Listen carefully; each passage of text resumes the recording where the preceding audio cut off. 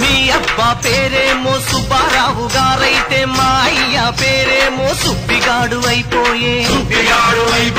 మీ అన్నగారేమో విమానాల్లో ఎక్కుతుంటే మా తమ్ముడు గాడేమో రిక్షాలు దొక్కుతుండే. మీ అమ్మకు జలుబొస్తే అపోలోలో చేరుతుంటే మా తల్లికి క్యాన్సర్ అయితే ఆకు పసరు మింగుతుండే.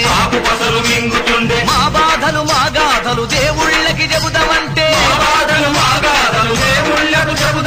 దేవుళ్ళలో ఒకడైనా దళితుడే లేకపాయ. చౌదరి గారు, ఓ నాయుడు గారు, రెడ్డి గారు, ఓ రాజు గారు, మీ పేరు చివరలో ఆ తోకలెందుకు? ఈ ఊరు చివరనే మా పాకలెందుకు?